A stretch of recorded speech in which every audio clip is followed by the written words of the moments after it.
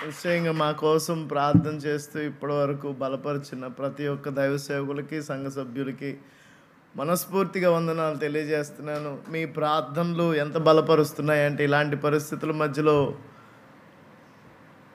ఎలాంటి అండదండలున్నా అవి ఉపయోగపడవు, కానీ ప్రార్థన శక్తి యొక్క నిజమైన శక్తిని ఇప్పుడు అనుభవించే కృపను దేవుడు మాకు అనుగ్రహించాడు.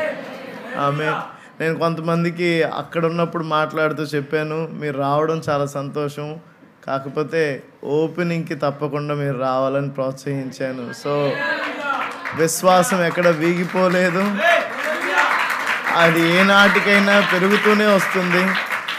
ఈరోజు ఇంకొక మాట కూడా నేను ఆన్లైన్లో జ్ఞాపకం చేయడానికి ఇష్టపడుతుంది ఏంటంటే, రెండింతల ఫలాన్ని గురించి చాలామంది ప్రస్తావించారు. చాలా సంతోషం, ప్రభు మిమ్మల్ని ఈ పరిస్థితిలో అనుమతించారు అని చెప్పినప్పుడు చాలా ప్రోత్సాహం అనిపించింది. కానీ ఈ సాయంకాలం ఒక సోదరులతో మాట్లాడుతున్నప్పుడు నేను చెప్పిన మాట, రెండింతల ఫలం అంటే భౌతిక సంబంధమైన మెటీరియలిస్టిక్ వ్యూలో మేము లేము. అంటే పెద్ద మందిరం కాలిపోయింది, ఇంకా అది కాదు.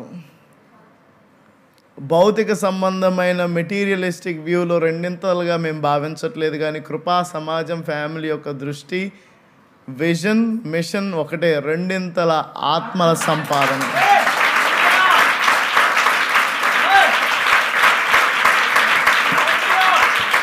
మన టీం వాళ్ళకు కూడా నేను ప్రోత్సహించడానికి ఇష్టపడుతున్న మాట ఏంటో తెలుసా, చాలామంది అన్నయ్య చాలా కష్టపడి అద్భుతమైన డిజైన్ చేశారు, అది చేశారు, ఇది చేశారు అనుకున్నారు. ఇప్పుడు రెండింతలు అంటే ఇంకెంత పెద్ద డిజైన్ చేస్తారు అని అనుకుంటున్నారేమో. సారీ, నేను నిరుత్సాహపరుస్తున్నాను. కానీ ఈ భౌతికమైన మెటీరియలిస్టిక్ విషయాలు ఎన్నైనా కాలిపోవచ్చు, ఎన్నైనా పోవచ్చు, ఎన్నైనా ఇరిగిపోవచ్చు, కానీ రెండింతల ఆత్మల సంపాదన మరింత ఉన్నతమైన శిఖరాలకు ఎక్కించబోతుంది ప్రభు. హల్లెలూయా. ఇది నమ్మి విశ్వసించండి. ఎలా ఉండబోతుందని కొంతమంది క్యూరియాసిటీతో ఉన్నారు, కానీ నేను ప్రోత్సహిస్తున్నాను, నిరుత్సాహపరచట్లా. ఎలా ఉండబోతుందో మనం ఎరగం, కానీ ఖచ్చితంగా ఉన్నతంగా ఉండబోతుంది. అది ఆర్థికంగా కాదు, ఆత్మీయంగా. ప్రభు మనల్ని బలపరిచి నడిపించునుగాక.